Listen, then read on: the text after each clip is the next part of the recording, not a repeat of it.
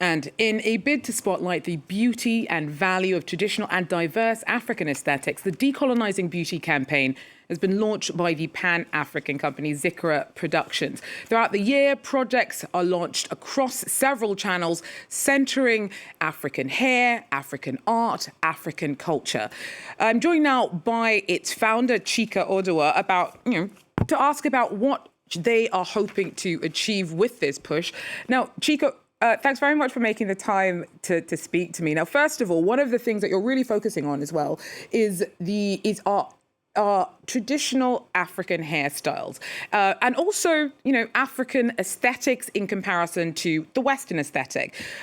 Pretty is nice, but why is it so important to you to go to such lengths to unpick where and what and who we find appealing? Thank you so much for that question. This campaign, Decolonizing Beauty, it's more than just a buzzword. We've been hearing this word, decolonizing beauty, for some time now. But what we're really trying to do is to deepen the conversation. Who we find to be beautiful, it says a lot about who we are as a people. And as Africans, we do have this shared history of colonization.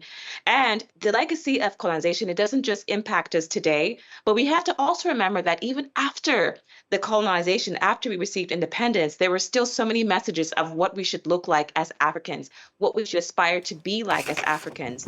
So this movement really is an attempt to decolonize our minds, decolonize our concepts of what we want to aspire to be, because our aspirations speak deeply to who we are as a people. So part of this is about the way that people look, about, what they find beautiful and how they present themselves. But your push also involves culture, it involves poetry, it involves filmmaking. How does all of this tie together when it comes to the idea of decolonizing contemporary African cultural perspectives and spaces? Exactly right. This campaign is multifaceted. It is multidimensional. It involves multi-platform. So as you mentioned, rightfully so, there is the poetry aspect, there's photography, there is film, video.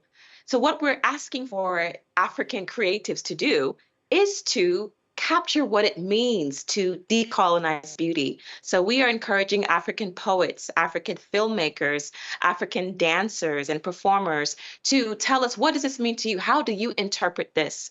So that's what we're doing with this campaign. And of course, it's rolling out throughout the entire year. And it's an invitation for us to sit down as Africans and to reinterpret things. And how do you convey the reinterpretation? By writing a poem, by writing a song, by sending in photography, and tell us what you think decolonizing beauty actually means. So we're asking for Africans themselves to do the interpretations and capture those interpretations into works of art.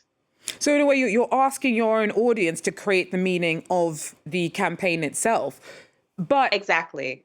Is it just for Africans? I mean, who is this specifically for? I mean, the issues of the fallout of colonization, it's a global one. It's not just specifically for, indigenous Africans.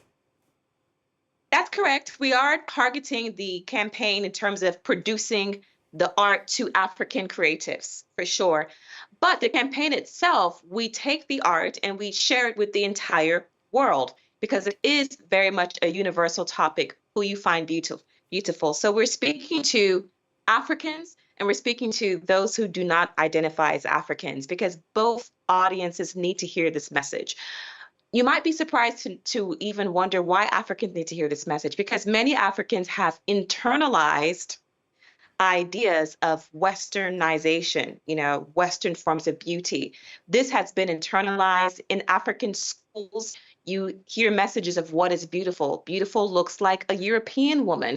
Beautiful looks like an American woman. Beautiful does not look like an African male or female. So this is why Africans themselves need this campaign. And obviously, for those who do not identify as Africans, they need to know how deep this damage is and how it can be reversed. And it needs to be reversed by simply boosting conversations like this one. Thank you so much, Chika, for getting the conversation started and joining us here at Eye on Africa.